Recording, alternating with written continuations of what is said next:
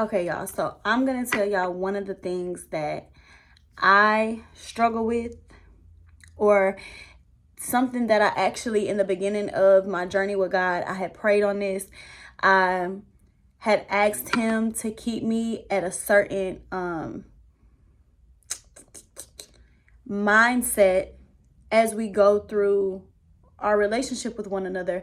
Because if I'm believing God for who he says he is, what he says he does, like if I'm believing that that is the God that I serve, the God that I'm doing everything for, then it's like, you know that life is going to get so great for you, right? Like I know that if you're the same God who is telling me that so a man thinketh he is, if you're the same God that's telling me all you have to do is have the faith of a mustard seed and you can tell that mountain to move and it'll move, if you're telling me that all I have to, if this is the same God that I'm trusting, then you got to know that if he tells you he does exceedingly abundantly more than you could ever ask or think of, do y'all know how much I can think of? So it's like, if you're that kind of God, then I know that life is going to get so great.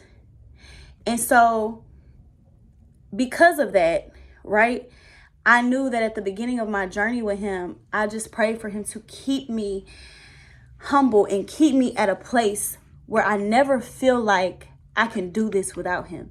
I don't ever want God to grant me everything around me and I lose him. I don't ever want there to be, like, I had experienced so much with God to know how real that he is and to understand how much he loves me, that I feel like as we go through life and as you guide me and as we like do life together, as I partner, you know, with you in this thing, as I agree and I say yes to you, I know that there's going to be harvest seasons. And in those harvest seasons, I don't want to lose you. Like I don't want to distance myself from you when I feel like you've given me everything that you asked, everything that I've asked of you. How can I say? I don't want my relationship with God to grow distant because he has now delivered the blessings that I asked him for. Because the things that I'm asking him for, they're not even, they don't fulfill me. Like they don't do anything for me. Like they may, some stuff may fulfill a sense of like, accomplishment, a sense of like, I did it. Be proof of like breaking a generational curse, be proof of like hard work, discipline, faith, like this get you there. Like all of that, all of the things. But I wanted God to know at the beginning of our journey, I don't care if I am standing on $1 billion with my face on every magazine and every paper. I don't care if I am loved by everybody on this earth or hated by everybody on this earth. I don't care what happens, how much you give to me and how much you take away. I can't lose you. I can't lose you. And I'm realizing that a lot of the time we get in our own way of that, right? Because God was never not with us. God, you can't lose. God is not a thing, right? Like you can't lose him. But I know how it feels to not be walking in his spirit. I know how it feels to not really be talking to God that much and be distant with him, and understand that the relationship do not change. Like you can get distance from God. You can be like, dang, I haven't read the Bible in a long time. Dang, I ain't been to church in a while. Dang, I haven't really listened to no gospel. I ain't been talking about God. I ain't really been into it as much as I used to. Like I know that comes, but I never wanted that season to become like look up, and that has been something that I just let go on for like way too long, and I'm in a state of like I did this myself and I'm cocky and I'm whatever. Like I just wanted to remain humble under God, like humble enough to know that I can't even take credit for this, because I started a journey with a God so powerful years back that the reason that I'm even here The reason I'm even still making videos, like, this is not me. This is not by my own strength. This is not even something that I be wanting to do. Like, this is literally just me being submissive to God and saying, look, I am willing to say yes to you no matter what it is.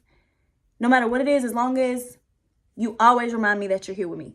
As long as I don't lose you. As long as when I am in the room by myself, or if I'm in the room with a billion people, if I am in a room, if I'm in a bathroom of an office space, if I am in the kitchen of a mansion, if I am in the car, if I'm in a Toyota, if I'm in a Mercedes, if I'm in a Maybach, like, I need to still know that you are with me. I would still want to have those groundbreaking moments with us where I am crying and realizing that, oh my God, this is really real. Like, I don't want to lose those. I don't want to lose that. I don't want to lose the connection to God.